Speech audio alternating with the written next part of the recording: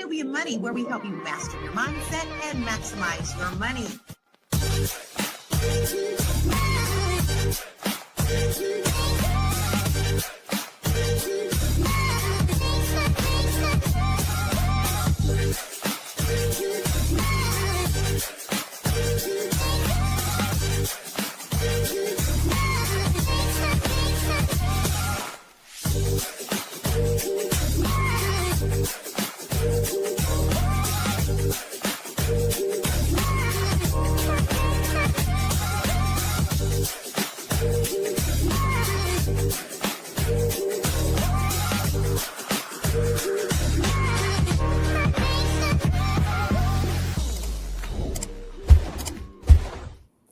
Good morning, good morning, good morning, good morning, good afternoon. It is Fly Nubian Money. Welcome, welcome, welcome. This is Fly Nubian Money, where we help you master your mindset and maximize your money. Today, we're talking about something many economists are warning about a recession. The question is not just about I'm completely reading this completely wrong. Today, we're talking about something many economists are warning about. A recession. The question is not just what a recession means for the broader economy, but how it impacts Black families and businesses. And the bigger question is, how do we prepare now so we're not caught off guard later? A recession is generally defined as a significant decline in economic activity across the economy that lasts for an extended period of time, usually visible in measures like GDP, which is gross domestic product, employment, income, retail sales, and industrial production. The most common rule of thumb people use is 2 consecutive quarters of negative GDP growth equals a recession. And so today we're going to talk about it. Officially in the United States, recessions are declared by the National Bureau of Economic Research. They look at a wider range of data, not just GDP. This includes job losses, failing consumer spending, and declines in business investments. I have a PhD. I promise you I know how to read. And those were your notes. I was like, those notes were for you. You can read them to everybody. Sure. Wonderful. So, I'm Dr. LaNée Javette, and we are joined by some dope queens today to have this conversation. We have Shalaye Camillo here. I don't see her stuff. Thank you. CEO of Vital Source Realty. We have Nomalanga.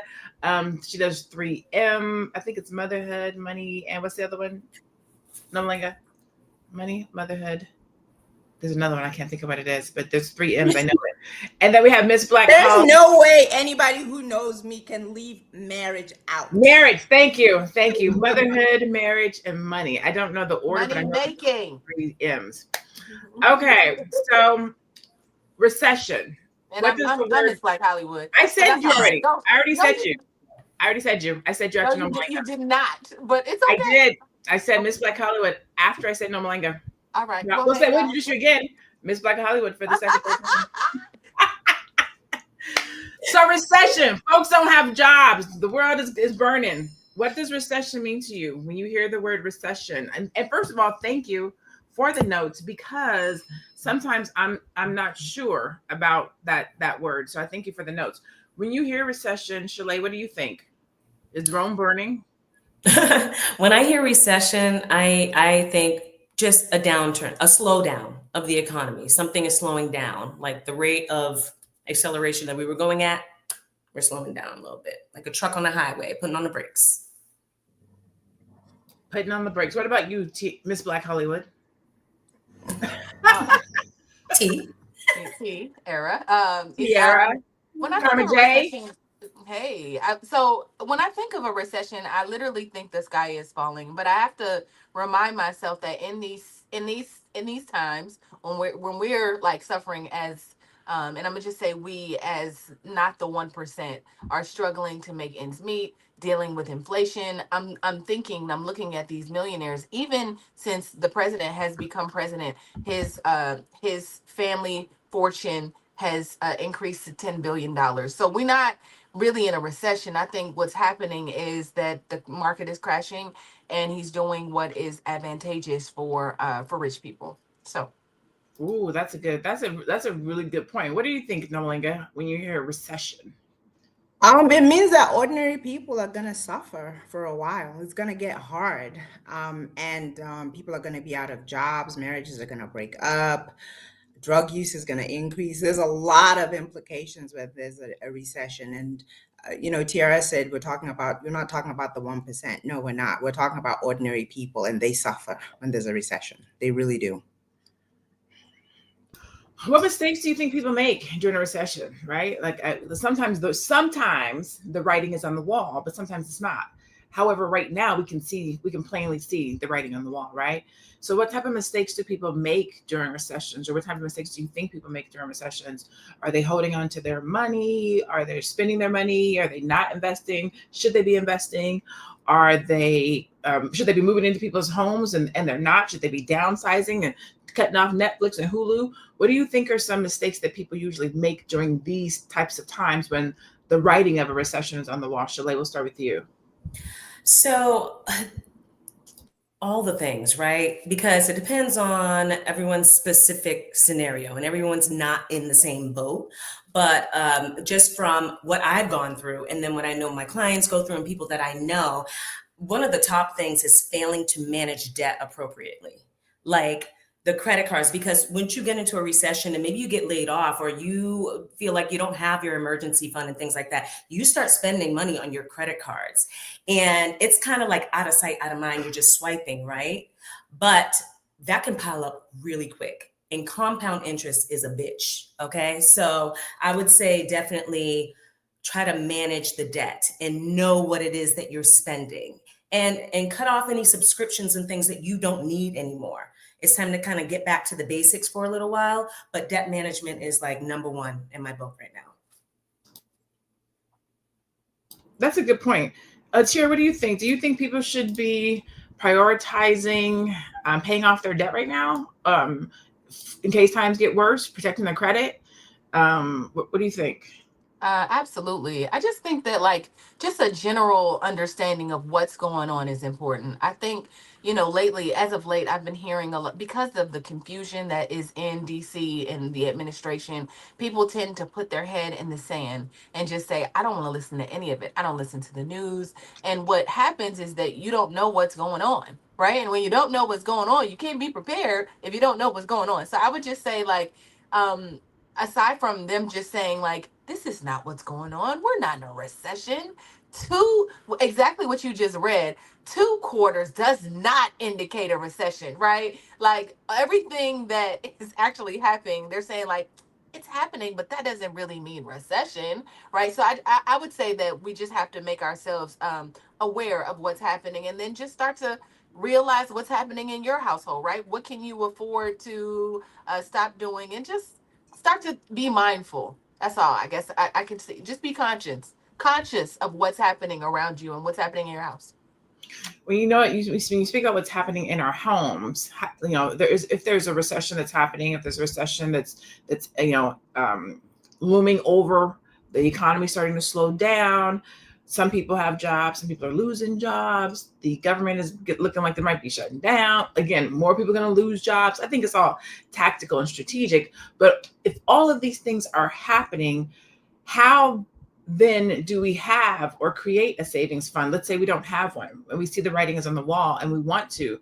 Nomalanga, how important do you think it is to have an emergency savings fund right now? You're a mom, you're running a house, and Lord forbid something were to happen. How important do you think as a mom, or just a father, anybody, all of us, anybody, it is to have something as a household? Yeah, for a rainy day. It's definitely very important, but it's also key to say that you don't have to wait until you see that a recession is coming. There are general fundamental practices that you should put in place, especially if you're a minority and you're living in America, because you know that you can't take for granted that you'll get a job, or when things go wrong, they go horribly wrong for us, and then maybe not so bad for the general population. But if we're in a recession, it's actually too late to do much. I equate it to similar to a burning house. Okay, if your house is burning and you didn't have a water supply, you didn't have a fire extinguisher, you didn't build a brick house instead of a wooden one. All those things, when it's now finally burning, if you didn't do all those things before it started burning, there's not much you can do except cry for help and blame people and do all kinds of other things. So it's really critical to have these practices in place.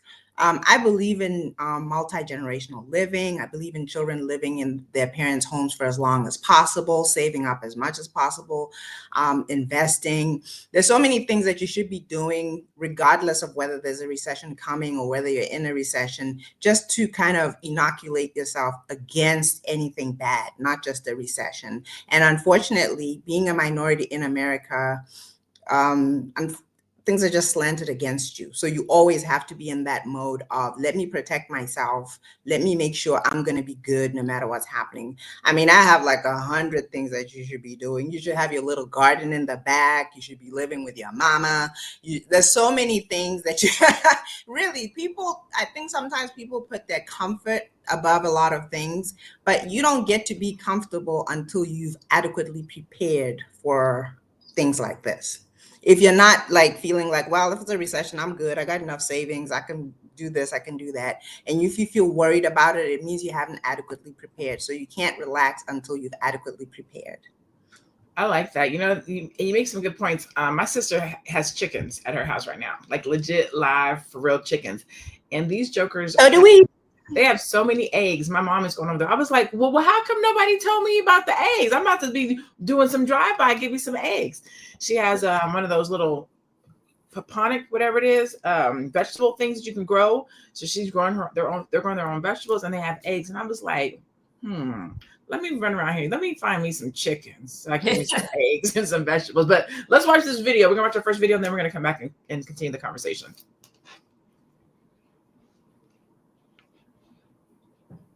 We're gonna watch. Mention that you see minorities, unemployment going up. You see younger people who are more vulnerable economically, more susceptible to economic cycles. That's one of the reasons, in addition to just overall lower payroll job creation, that shows you that at the margin the labor market is weakening. Is the commissioner? Thank you, Dennis. Hydroponic. I appreciate you. You knew what I was trying to say. Is the commissioner for the people commissioner, or is he a Trump guy? I don't know. Somebody tell me. Well, hold on. Let me get his exact name and exactly who it was. But basically, because I forgot his name right at this moment, now that you've asked, it's one of those moments. But basically, he was just saying what the stat, like just giving the reality or the grim situation. Like, this is what's happening. And the numbers are down for African Americans in terms of employment. For Black Americans, we are not getting hired as fast as others.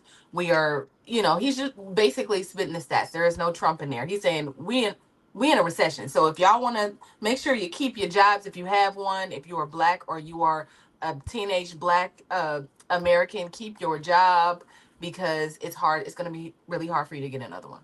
Okay, so that does not sound like he's a Trump guy to me. It sounds like he's a real guy. Like this was really going on in the streets. This is what's really happening.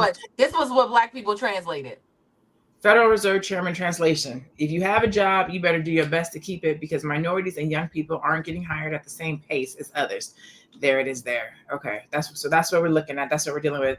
What do you think when you hear that, Shalaye? You have younger daughters, but this is the world that we're leaving for them. I mean, this is what's happening right now. But when you hear that, that minorities and young people are not getting jobs at a fast pace, What are your thoughts? So my girls are young, but I also am looking to the future. And we don't know how the political climate and the racism that exists here in the United States and how it's being projected now very blatantly. We don't know how long the effects of that is going to last. We're seeing the effects of it. It's only been we're in September. He was elected in January, 9 months. I forget that. I just want to stop real quick. Mm-hmm. It's only been 8 months. It feels like he's been president for years. He hasn't even been in office for a year yet. We're 8 months in, y'all. And we're already seeing how the system, how fast it's going in opposition of our well-being. as a people, right? And I'm talking about as poor people, I'm talking about as Black people, and just poor people as a whole, right?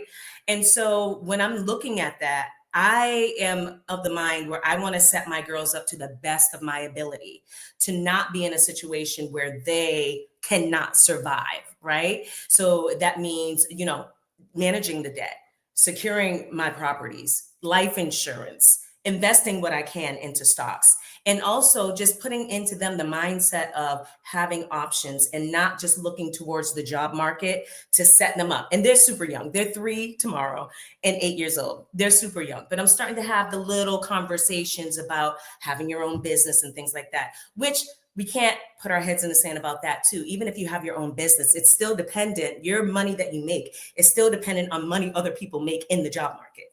Like I could not sell homes if people didn't have jobs and they couldn't qualify for a house, right? So every branch of what we do in this economy is dependent on everyone else. And we can see that it's fastly deteriorating, and we don't know how long that's the thing that scares me. How long is this effect, this Trump effect, this whole DEI effect, how long is that going to last?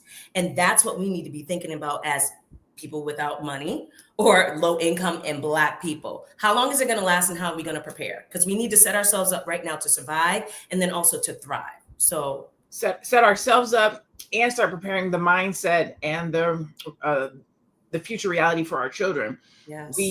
When you talk about not knowing how long it's going to last, but also the effect, you can see that in just that short amount of time of the pandemic, and those kids that were schooled at home and didn't have those social skills. We weren't in, but for a year, maybe 2 years or something like that. They might have went through one cycle of school without having the interaction, and you can see how that's playing out already, Yes. and the impact that will have for years. So that's a good point. How long will this last? But then what will the impact be? Let's take our a commercial break, and we'll come right back. It's a good show right here. But I'm biased. If you are just tuning in, you are watching Fly Nubian Money, where we help you master your mindset and maximize your money. My name is Tiara Williams. I'm also known as Miss Black Hollywood, and I'm the proud producer of this show because it is lit. If you want to receive notifications for when we go live Monday through Friday, 1 to 2 p.m. Eastern Standard Time. All you have to do is text the word Queens to 87948. That's Queens to 87948. That's QUEENS to 87948. Also, if you want to grow your money and not blow your money, all you have to do is go to flynubianmoney.com. There's all kinds of resources, there's courses, there's free giveaways. There's just no reason to be broke in 2025. All you have to do is go to flynubianmoney.com. Obviously, you don't want to be entertained here. You want to know enough to grow. Wait, I need to put that on a shirt. You got to know to grow. You got to know to grow. So know and grow with flynubianmoney.com. So know and grow with flynubianmoney.com. All right, so we're going to keep this conversation going. We're going to go to our next video, and then we're going to come back, and Noma, I have a question for you and Miss Black Hollywood, Tiara, Karma J, when we get back. I'll right into it. So what I'm presenting to you is Building Your Economic Arsenal, which is a toolkit that I came up with in order to prepare those in my age group and above to weather any type of economic storm, especially because we have to approach this very strategically and build up your artillery, your weapons, and all the things in order to get through these times. So the first thing we must start with is the inside, which is the mindset, because as we know, the end determines the out. So shift from being in fear to actually seeing this as an opportunity to not only get ahead, but as well as to come out on the other side brighter. Because as I listen up here, careers and as well as big companies have been created during these times, including Hewlett-Packard, Walt Disney, and others. Now, we shifting over to financial. I need for you to slow down all of your afterpays of firms, all of that good stuff, so you can have a deeper handle on what your fixed costs are. And so you can also divert that money somewhere else. Because in diverting that money somewhere else, you're also going to build 6 to 9 months worth of savings and put that into either a high yield savings account or a certificate of deposit. But if you already have these things down pat, then you are ahead of the game, and as well as congratulations to you. Another thing that I need you to do is prioritize paying off high interest debt. So that is any debt that is above a 9% interest rate, or in some cases 8%. So that means that all of your credit cards, your loans, or whatever in which that you have.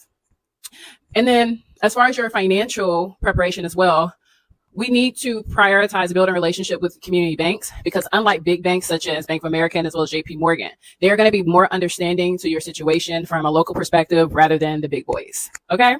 Now, as far as our career, I need for you to be skilling up and as well as skilling across. And what I mean by skilling up is learning things such as data automation, project management, just skills in which that are going to be in demand for the future, as highlighted in the jobs of the future here. And also skill across. So things in which they can be utilized locally, whether you want to learn how to be a holistic health practitioner or you want to be a tailor, but find something in which that in case everything collapses, you can fall back on something which that you can do with your hands. And I also want you to be networking actively and as well as very intentionally. Be on LinkedIn, TikTok, build up your career profile so people know who you are and so you can leverage opportunities that will come from visibility. Okay. And last thing. That was dope. That was super important, impactful, really good stuff. Make sure you send me that link, because I need to go back and watch it for myself. But I think that, and Nomalanga, I'm gonna ask you this question. When we're watching things like this, right? We at our, not our level, but in our generation are doing better than our parents did, right? Every generation does better than the generation before. And yet it still feels like we're just getting financially literate. Like we're probably, and that could be because we're just making this level of money. We have more Black millionaires and billionaires than ever before. And so we're literally just starting to make this kind of money. And so a lot of the things that are being taught to us and that we're learning, we're just getting it now. What are you doing, and or what can we all do as a community to make sure that we're teaching those types of skills, that type of information, that we're getting that and passing it on to the next generation so that they can be financially resilient? Like, we're hearing recession and we're trying to figure it out for ourselves, but what are we now? What are we also telling the youth, or what are you telling your kids about recessions and or being financially responsible and good stewards of their money? So one key element of parenting is your children are not going to do what you tell them. They're just going to watch you and then do what you do, right? So it's not a matter of what we're telling our kids, it's what we're modeling for them. So when this lady was talking, I was kind of taking those things that she was saying and thinking, okay, what do I think about mindset? I like the shift from that mindset that, you know, well, I was raised, I'll speak for myself. I was raised by the 40-40-40 generation. What was it? You work 40 hours for 40 years, making about 40,000, something like that. And you retire making 40. Oh, to retire on 40% of your income, something like that. Mm-hmm. And that used to work. Grandma and grandpa, or mom and dad managed to buy a house, put the kids through school, have some retirement, and just everything was okay. But we don't have that privilege anymore. You're more likely to lose your job. People don't stay in the same job from the time they start working until they retire. They change jobs a lot of times, and oftentimes it's not because they want to, it's because they get fired or let go, or a recession hits. So that's the mindset shift that you need to have. And the other mindset shift that you have to have, and I don't know, I can't tell with this crowd, but I'm probably the only person here who's lived significantly in 2 or more different countries. And I can tell you that's another way you need to broaden your mind. When I'm in America and I hear people talking, if I've just come from Botswana, the conversations are different. Or if I'm in Botswana and I've just come from America and I'm listening to the conversations, they're so different. You just need to broaden your mind. If the opportunities are not, then it's not just 2 countries, it's everywhere. Think globally. And thinking globally doesn't even have to mean that you leave your house. I have clients and customers, or whatever you want to call them, all over the world because I have a digital business. 90% of my income comes in through online income streams. So you have to broaden your mind and think about what markets can I tap into that if our market is not doing well, they're doing well.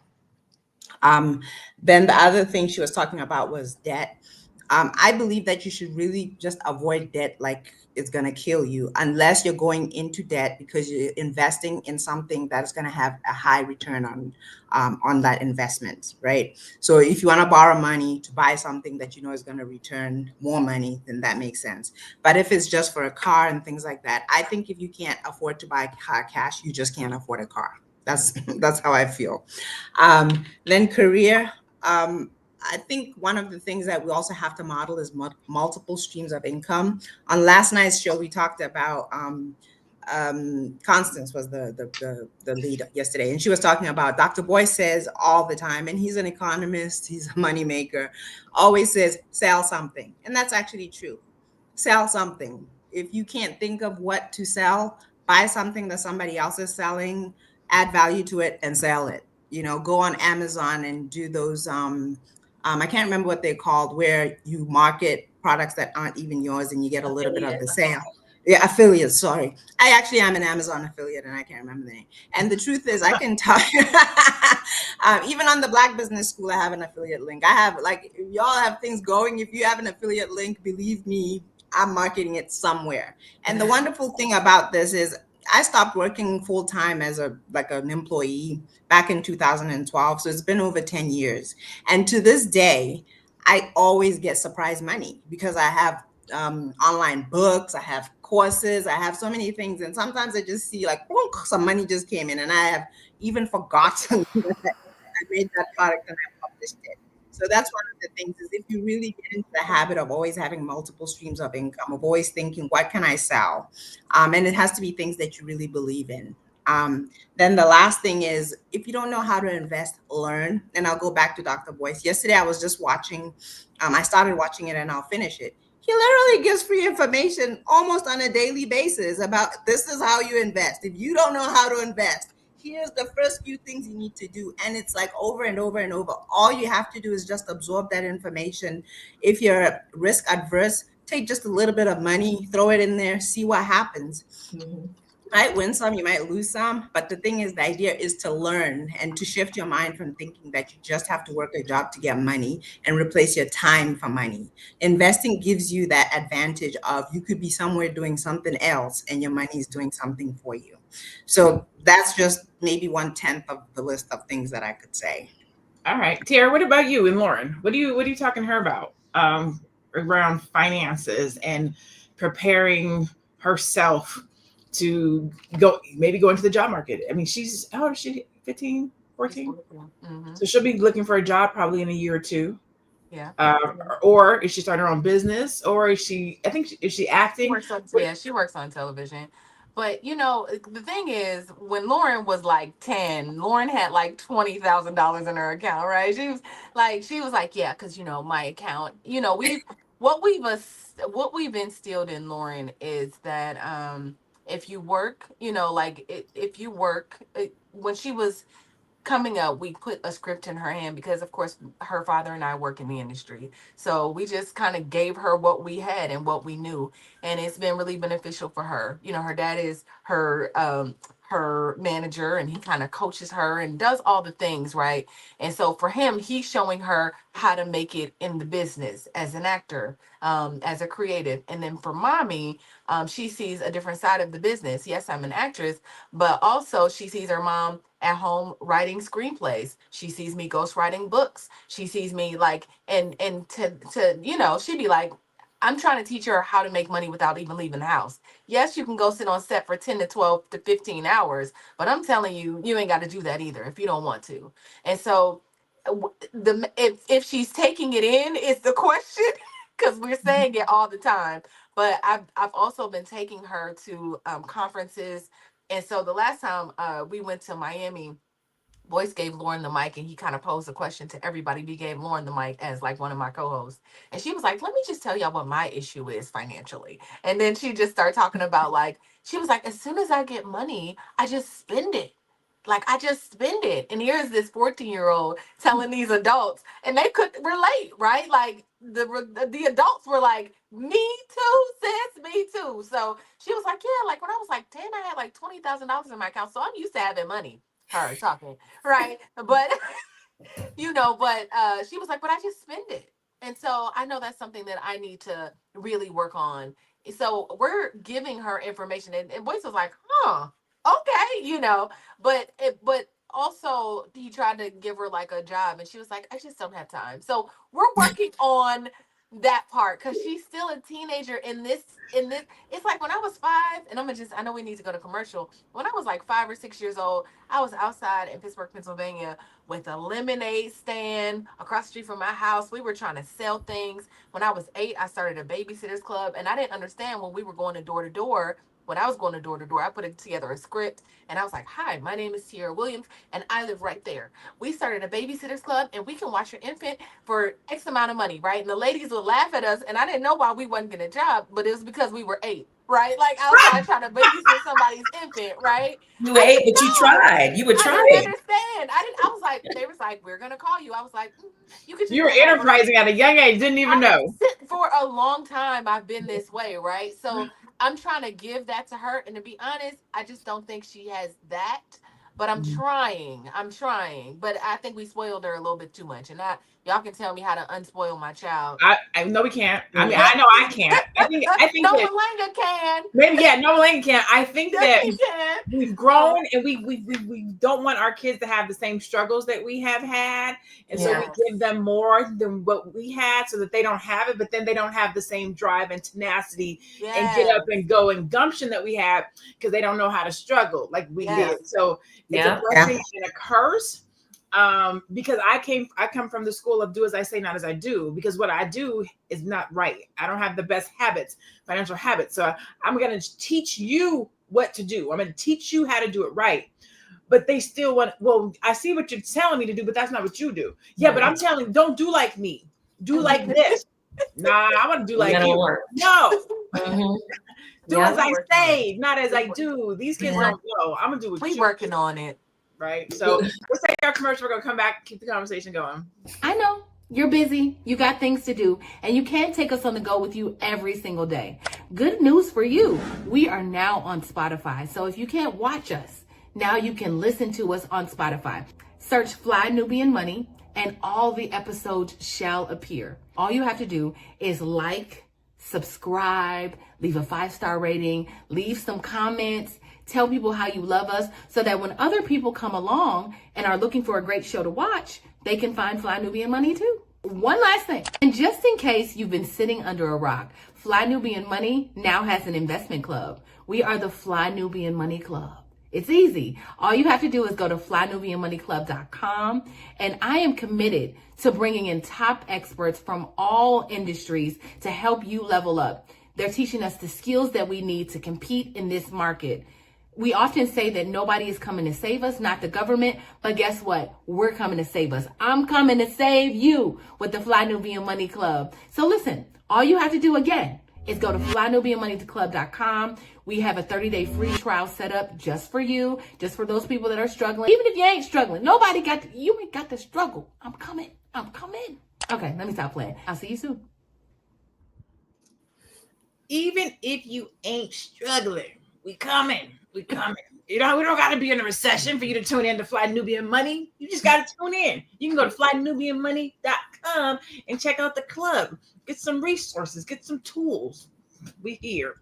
All right, so let's go to our next video, and then we're going to keep having this dialogue, this conversation around how to prepare. Is the recession here? What can we do?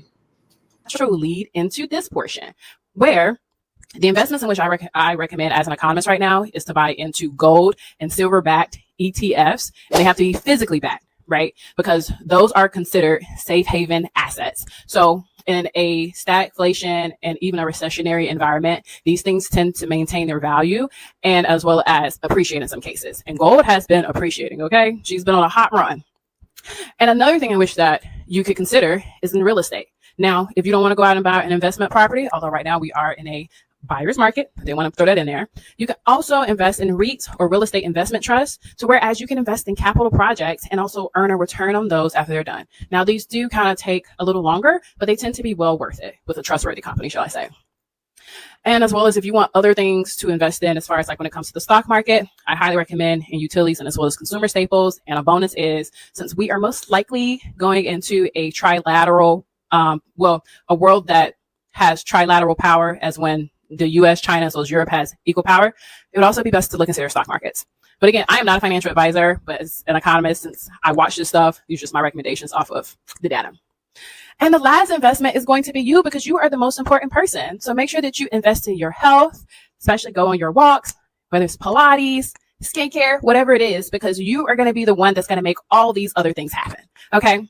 Now, let's get into our last portion, which is the other things, but yet that are very important. So another local relationship that you should be focusing on building is with your local farm, because not only could you get cheap produce at cost, but you can also cut out the middleman, which is also a hedge against just rising prices in general. And you get to support your local economy. Or you could also grow your own, your own food, get you a cute little fruit tree, or get you some livestock if that's allowed in your neighborhood, whatever in which that you can do in order to fight back on costs. Because remember, us as consumers, if we demand it less, the price will go down. Now, this does not apply to luxury goods though, but when it comes to food, yes, it does, absolutely. Now, the next thing that you're gonna do in order to hedge against rising inflation is to get you a bulk membership card. So that is from BJ's, Costco, or Sam's Club. I'm a Costco girl. I go for the cheap gas and as well as the amazing goods. So get you one of those. And also, if you decide to say, you know what, this sounds cute, but I'm going to do what I want to do anyway. If you have to spend money, or should I say unnecessary money outside of your budget or what have you, I want you to only spend if you're going to have cashback rewards, or if you have a credit card that's going to give you points. Also, another thing which I need you to do is to stock up on your medications, because with the volatility of these prices, we never know what's going to happen. And also consider getting disability insurance, especially if you are the sole provider of your household. It is important that you have an income source that is more than the current unemployment payments, just in case anything happens. And this will allow for you to hedge economic conditions that may come towards you.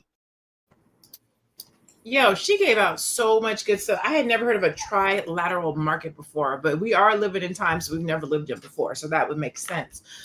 Goodness, where do I want to go? So a lot of what she talked about was keeping your money, what to do with it, how to manage it, where to invest, how to invest, why, things of that nature. Welcome into the room, Anonymous. We are so happy that you're here joining us today. Shalaye, what does profit in a recession really look like? Like, she gave a lot of different ways for us to save our money, but also for us to make some money, right? Mm-hmm. So what does profit in a recession look like? That's a great question. What does profit in a recession look like? I would say you should look at profit in a recession, like a return on whatever you're investing. Now, those margins may be different. And I think that when we're looking at a profit in a recession, going back to the books and being like, okay, well, I'm used to having a profit margin that's here. But if I have a profit margin that's less than that, am I still surviving? Am I still able to float?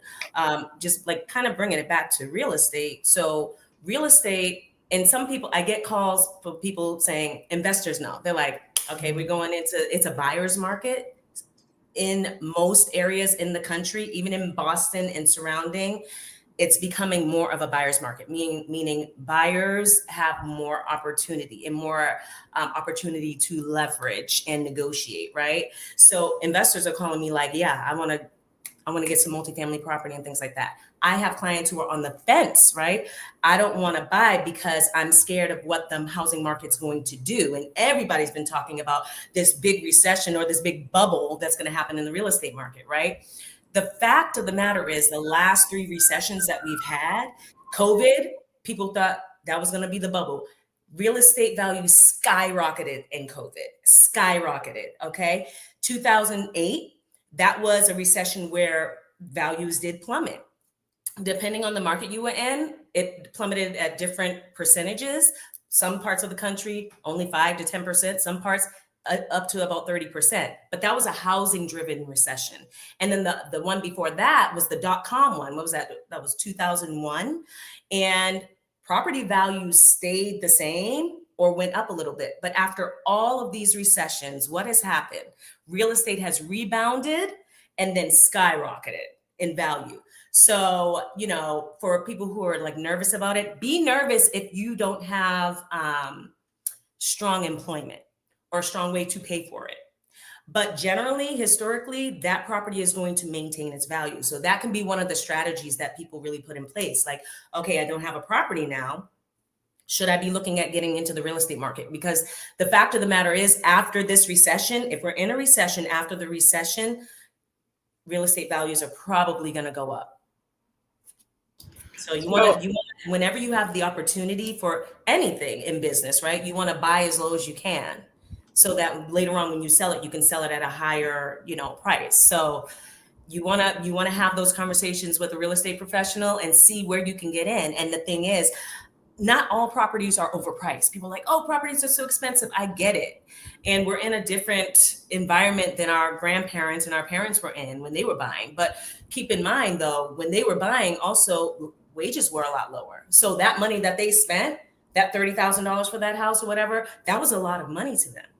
Think about what that real estate has done over the past 20 years. People aren't even holding on to the real estate that long, which takes me to stocks, right? So when I think about profit in a recession, I'm thinking about all of the ways that the rich are making money right now, right? When they see that the stock drops, they buy. When it's a buyer's market, they buy. When there's a recession, everything slows down, and they make it almost realistic and possible for anybody and everybody to make money if you have some, right? So if we're going through and we're looking at our bills and we're reducing our costs, and I think that you should save some, but invest the rest. If you see that Starbucks or Apple or Nvidia or whomever, the stocks are dropping, buy them while they're low, because they're going to go high. There's these memes going around right now that says, look at the room. And you can read the room of all the CEOs and all the different companies that are in these rooms with Trump. Buy those stocks. The big boys, the pails, they're making money because they're watching the trends to see where the things are going. So that's how we also can profit during a recession. Spend your money wisely. Follow the money. See where the money is going. Are we at commercial? Do we need to take commercial? We good? We still good? Okay. We're good. Go ahead.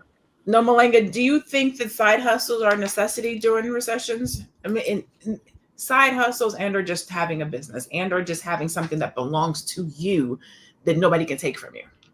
Absolutely. I think you knew I was going to say yes already.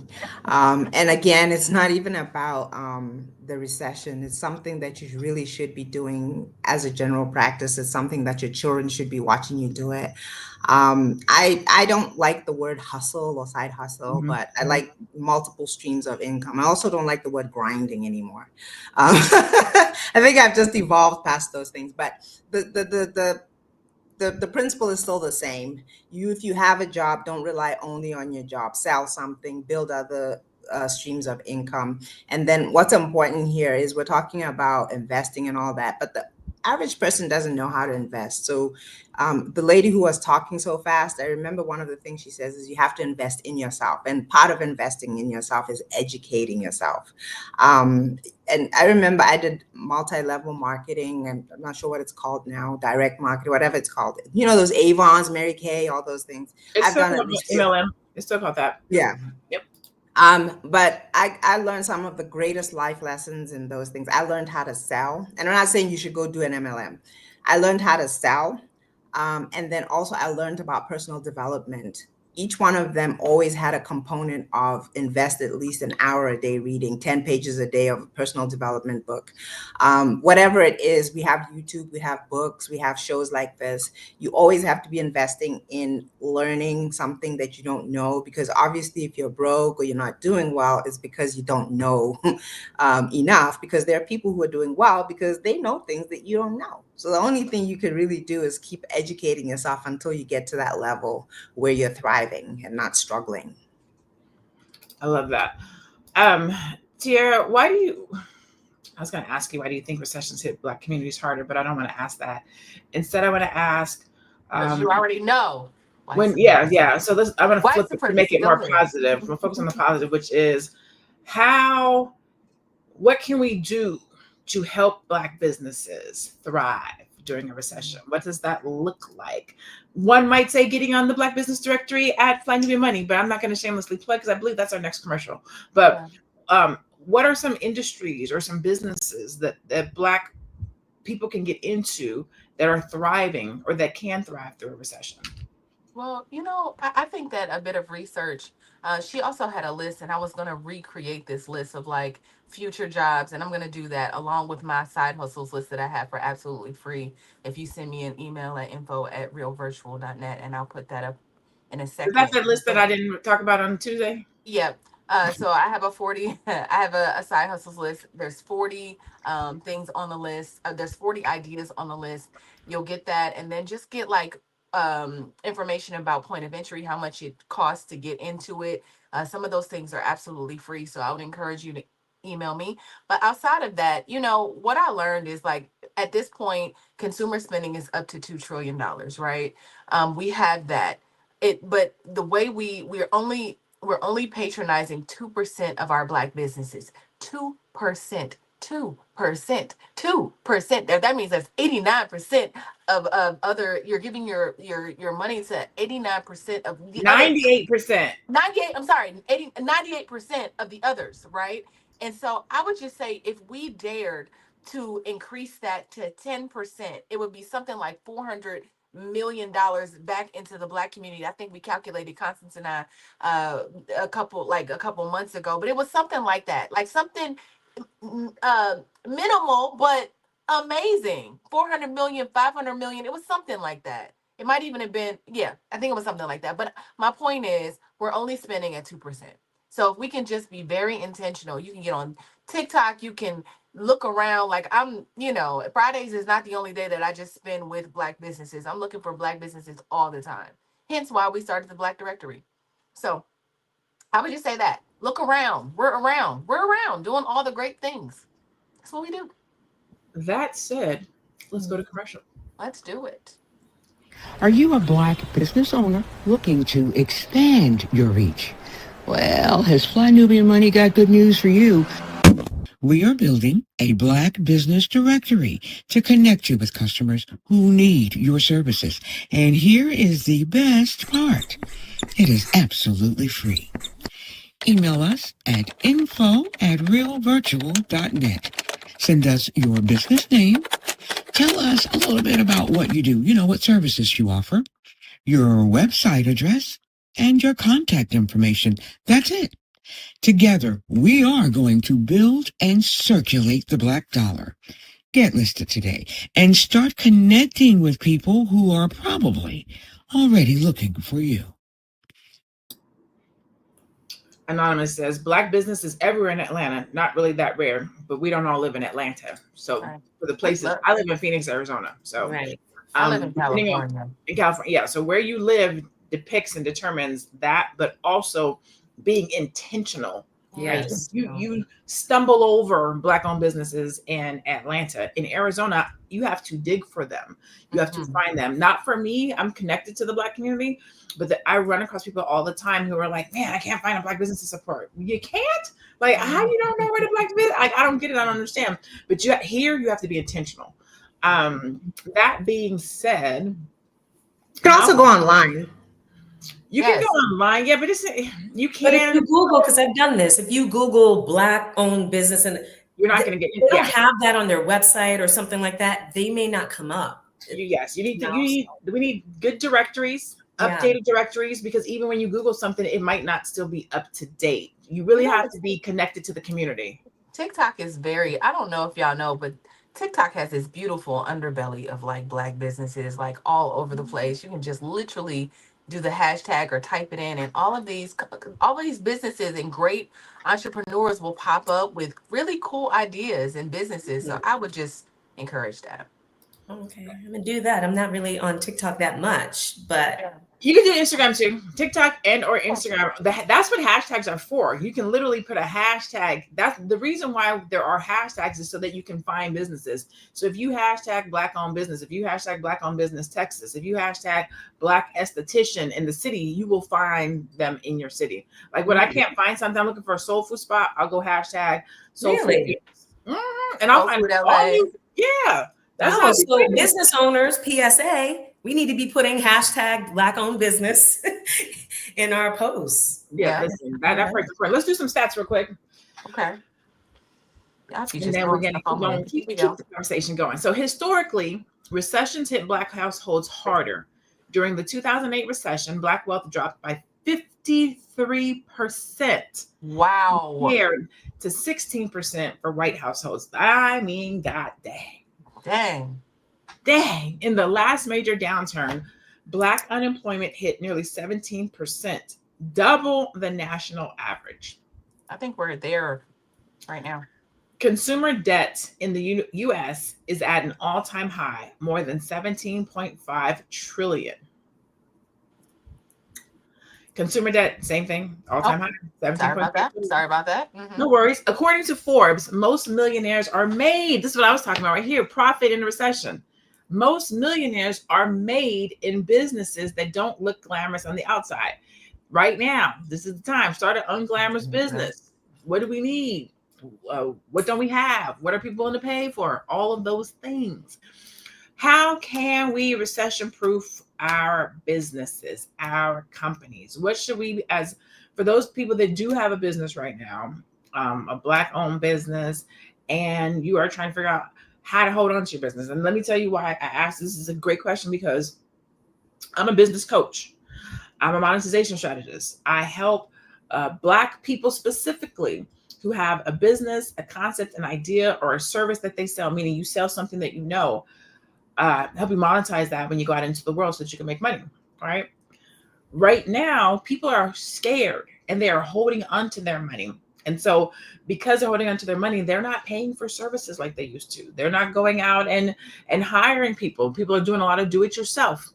And because of that, clients are like, yo, I don't know if I can do coaching, or I don't know if I can do this, or I don't know if I can do that. I need to hold on to my money.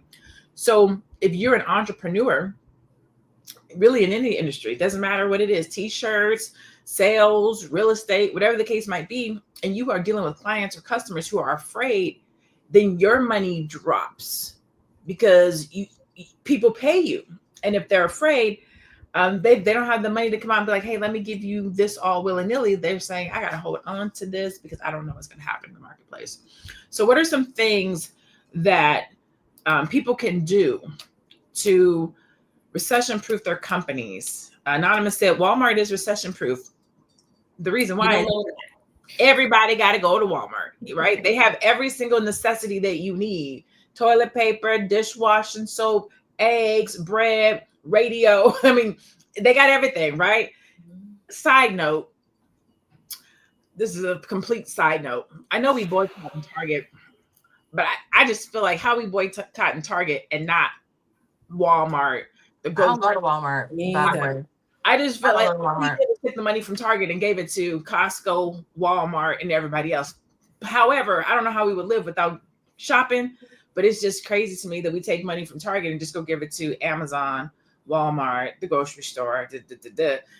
Well, we stay with Costco because Costco stood on business. Like we like the way Costco's fine. We like the way they responded to Trump. They said, listen, we're not doing that over here. Whatever you're talking about, like going against all, we're not doing that. Diversity is welcome here and we're not doing that. So Black people was like, cool, we like what you stand for. So that's why we still go to Costco. Okay, so Costco's on the list. Walmart didn't say nothing. Walmart didn't say nothing. So that's why we stopped going. Okay. So what about Amazon? Amazon didn't say nothing either. We don't do Amazon either. So where we going? I should say though that Amazon's a little bit different in the sense, like for example, I've had like a product on Amazon. Like you just got to be mindful of exactly who you're buying from on Amazon. It's like a payment portal. How do you know that? I do have Audible though. Like yeah, if I'm talking right here and I'm talking about my book, I'm likely to say you can get it on Amazon. So you're getting my book, but you might be getting it through Amazon. Although there could be other channels. I just know that it's more of a mixed masala. Amazon mix, yeah. It's again. Sorry to get us off track. I was gonna say because you didn't let. I know. I opened the door to something. I was like, my bad. But so let's get back to recession-proofing our businesses. Shalaye, how can folks recession-proof their business? So I'm gonna say something that may not be viscerally comfortable just hearing it, right? I feel that a lot of businesses, first of all, we need to be looking at our expenses and cutting back I'm speaking to myself. We need to be cutting back things that we don't need and stop going after the shiny penny, getting back to basics, shiny objects, right? But also a lot of people may be cutting back on promoting themselves, specifically investing money into promoting themselves, online ads and things like that. The more people who don't do that, the more opportunity there is for you to continue to put money into investing yourself so you stay out there. So I would say go ahead. Yep, I would say go ahead in a recession. And this is specifically in real estate, what I've been watching even when COVID happened, and following this, and in my coaching group, we've been following this and masterminding. And a lot of agents were like, oh, COVID, we got to hold on to the money and everything. It's going to be a recession and stuff like that. And those businesses that actually put more money into it and were more front facing, those were the ones that people thought about when they did need. So that's what I would say. All right. What about you, Norma? We got to keep we have like 5 minutes. We got to keep our answers short. But what do you think, or what advice would you give to a business to help it to be recession proof? The two things, and I kind of already mentioned them. One of them is you're going to build multiple streams of income. And even if you have a business, you can still diversify it and add other products and stick to things that are actually necessities. You kind of said it like, well, people don't spend on this, they spend on that. But they're absolutely things that we can't do without. And if you can find just one or two of those things, and even if it's just a simple matter of buying low, selling high, that's it. Just something that already exists. You don't even have to manufacture it. You don't have to do anything except buy it low, which is in bulk, and then resell it as long as you have a market to throw it out to. Then the second thing is, and I said it already before, is you have to broaden your horizons. Sometimes there's a recession, or the recession is felt in one area, one state, one country, whatever, more than in others. And if you educate yourself, you'll understand that, oh, when they're down, they're up, and then kind of go there. And like I said, if you're building your businesses with the idea that because I live in Atlanta, my clients don't all have to be in Atlanta. If you build businesses that way, where you broaden where your client base is and how they can reach you and how you can reach them, you can survive any recession and you can survive any downturn, because when it's bad here, you just go over there. And when it gets bad over there, you go over there, and you will survive, I promise. All right. Awesome. Thank you. Tiara, I want you to answer that as well. What can Black-owned businesses do to recession-proof their business? So I'm just gonna tell a quick story. So a couple years ago, a strike washed over Los Angeles and Hollywood in particular. I work in Hollywood, right? And I just finished writing a screenplay for Morris Chestnut, right? And I was like, man, we about to produce this. Now, this is right before the strike. We started talking about doing pitches and going out and selling the film. Morris was going to star. I wrote myself in it. All the things. I'm like, it's time, right? And then a strike hit, a writer strike and an actor strike. And I was out of work after that for a year. It was 11 and a half months. And still the industry is struggling. What I did in that time, because it really, I didn't have enough savings for a year. Like I wasn't prepared for a year of being out of work. I'm not saying I got an IRA and all the other things, but I wasn't prepared for a year. And it really shifted. What I love about myself is I was like, you know what?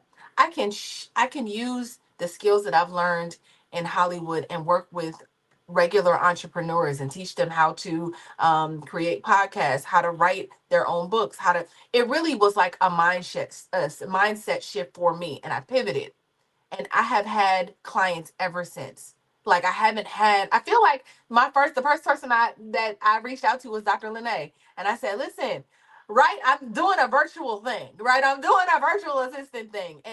And after that, I want to say 5, and just me having a network of people, 5 people responded to my email. We signed 3 of those, and that was 2 years ago. And we've had clients ever since. So I would just say, don't be scared to pivot, and know that sometimes God is shifting your direction. So I don't have to be dependent on Hollywood at all. I still work in Hollywood, but it doesn't define whether I can work or not. So I would just say, just don't be scared to pivot and use all the skills you have, and teach someone that may not work in the industry that you're in. So be creative. you took my word. I literally wrote pivot, and you were going down the road, and then you turned left and you said pivot. So I'm going to take pivot from a different angle, and that is get out of your own way. And what I mean by that is a lot of times we get it in our head that our business is supposed to look a certain way and it's supposed to serve a certain kind of person and we're supposed to do a certain kind of thing. When the market shifts and the world shifts and downturn happens, what do people need? Sell them that, right? Pivot to whatever that thing is. Kind of like what Tiara saying was, well, I know people still need virtual assistant services. They're in the house, right? What does somebody need and how can you sell it to them? Like that's the pivot. That's how you recession proof your business. If everybody is inside and your business is renting bicycles, it's not going to work. Like you got to figure out, okay, well, if I can't sell you a bicycle, maybe I can show you how to do exercise in your backyard, doing like pivot, go with the industry. Don't keep trying to sell something that people don't need. And I see a lot of businesses do that. You get stuck in, well, this is my business. This is what I'm supposed to do. Yeah, but people don't need that right now. What else can you sell them? That's how you recession proof your business. Always have something that is a necessity that people can't go without. Go ahead, Tiara. Can I just ask this question and pose this? So last week we went and saw Chris Brown and literally every seat was full, right? But we're in a recession right now. So people will still get up and go see Chris Brown and Beyonce and put on their cowboy boots and their hats and all of that. And so I've been trying to really understand, like there's a part of me that still feels like people will do it, whatever it is that you have. So whatever it is, right? So I'm always on the fence about that because I feel like people will do what they want. Value. They'll make a way for what they want. There you go. Value. They'll make a way for value. That's it. Value. I think that's what do they value? Yes, I wrote that down. And unfortunately, we value entertainment. They value. Well, I feel like entertainment also, especially when you're in a situation where you're feeling down, sometimes you need those things and you will invest in that to feel better in the moment. And that could propel you towards, your next thing, because sometimes you just gotta that's just rubbish, and that keeps us poor. No, it ain't rubbish. It's real. No. It's real. It's the dopamine. It is real. It is real. But it's dopamine chemical. Is what it is. You the energy. It takes you from yourself. It's like when you smoke, do drugs. It's the dopamine. So in that moment, you're out of yourself and you're having a great time. And it's and as soon as you walk out the door, exercise. Well, not necessarily. That's last. Those get a husband and have lots of sex. It's the same thing. It's still dopamine. I'm not like that. Said you better go run and go have some sex. It's the same husband. That's the scientific makeup of our body. It's still dopamine. You just need some dopamine, sis. Okay, so we're gonna do final thoughts. We're gonna do our last little roundabout with our final thoughts on our topic for today. First of all, in the chat, thank you guys so much for being here and chiming in. Last question. What is one practical step that viewers can take right now to get recession ready, and or how do we make sure a recession doesn't set us back another generation in wealth? Okay, that's the question.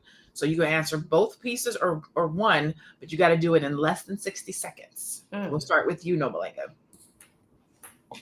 Yeah, so family is everything, guys. And I can't stress enough how when you have family support, live with your family if you need to. I know some people's families can be dysfunctional, what have you, but you're literally pooling all your resources into one place. So you're not wasting money going out into 5 different households or 4 or 3 or whatever it is. Pool everything together, stay in one place, eat together, grow together, do everything together. And you can do that long term, or at least until you feel like everybody's stabilized. So I can't stress that enough. Family is the foundation of building wealth. I will never stop saying that. And marriage is the foundation of family. So family, look to your family. And if you don't have a functional family, build one. We have masterminds, we have groups, we have all kinds of things where you're building communities, where you serve each other and help each other. I think my 60 seconds is up.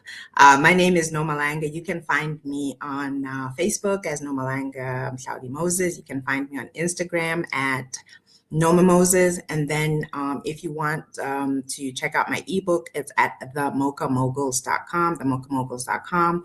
And then my always and last plug is always, we have a foundation or a charity here in Botswana that I started, and it supports period poverty. We have young girls in rural areas who don't go to school literally because they're on their period and they don't have the sanitary supplies. So if you'd like to support our charity, it's padsforourgirls.com.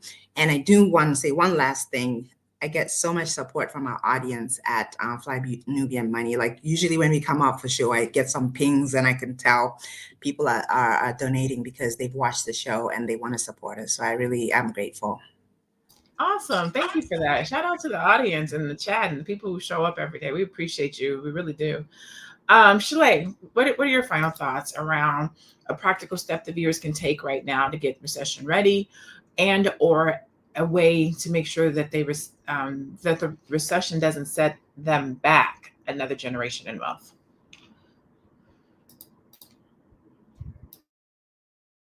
It looks like you're saying some good stuff, but we can't hear you. Sorry.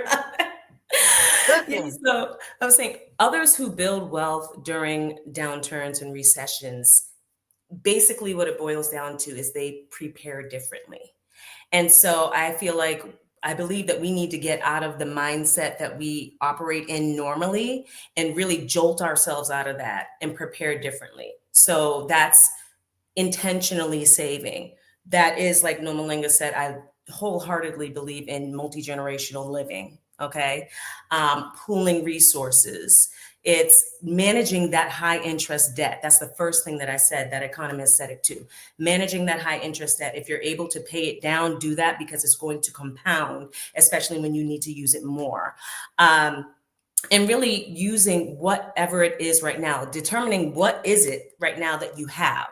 If you have $5,000, what can you do with that $5,000 that is going to best set you up so you're not in a worse situation? Whether that's taking $1,000, starting a painting business or a cleaning business, or taking $2,000 of that and paying down that or paying off that credit card, or saying, I have 5, my cousin got 5, this cousin got 10. Let's pool together. Let's buy a multifamily house. Let's live in one unit and rent out the other one. What are the things that, like, make a list of 5 things. Like, what do you have? What are 5 good things that you have right now? And what are 5 good things that you can do with what you have right now? So that's what I would say, like a super practical thing that you can just do today. I am Shalaye Camillo with Vital Source Realty in Boston, and I can help you buy or sell real estate anywhere in the United States. And so you can reach out to me and contact me at vitalsourcerealty.com. I am also on Instagram. Follow me at Shalaye Camillo. All right. Love it. Thank you, Dennis. Dennis said your hair is beautiful. He said, all y'all got beautiful hair. All y'all is beautiful. Y'all woke up like this. Thank you for the love, for the shout out. It's always great to receive appreciation from the Black man. That said, Miss Black Hollywood, Tiara Williams, Karma J, what are your final thoughts? What? You go ahead. You were about to say something. Oh, your final thoughts. What's a practical step viewers can take right now to get recession ready and or to make sure that recession doesn't set them back another generation of wealth? Yeah, for both of those answers, my answer is kind of the same. Is to get you a tribe.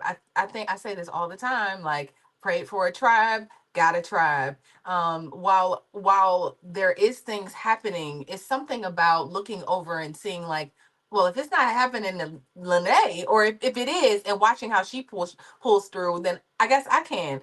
Just being constantly stimulated by good ideas and around people that you see working hard and still, like, rising, although things are happening around them, has really changed my life. And also what I believe is possible for myself. You know, I was like, okay, outside of the investments that I already have, I want to create a capital base for options. You know, this is my goal for this year. So I was like, I want to, between this year and next year, come up with X amount of money. I'm not going to say the amount, but I just, in the middle of a recession, that would be crazy for me to say that's what I'm about to do. But I'm doing it because I'm seeing people do it and not only they're thriving. So I would just say, aside from like stock options and really investing, not to to keep doing it. Don't, like, go through the recession and then be like, whoa, wait, this means I can't invest nothing. Invest, because you're going to spend the money anyway. You're going to spend it on something else. So make sure that you just keep putting your money away. You keep investing. You keep doing those things that you're doing. Just hold fast. Trouble don't last always. Listen, trouble If you don't want to follow me, I am at Miss Black Hollywood across all platforms. I also have just put out an album. It's called The Love Hangover. And yeah, go to karmaj.com if you want to support me directly, or you can stream it too. But you know, they only give me a cent per stream, so I would go to karmaj.com and just support me. Jump in the listening room. Jump in the listening room. All right, so what can we do? How do we make sure that a recession doesn't set us back another generation in wealth?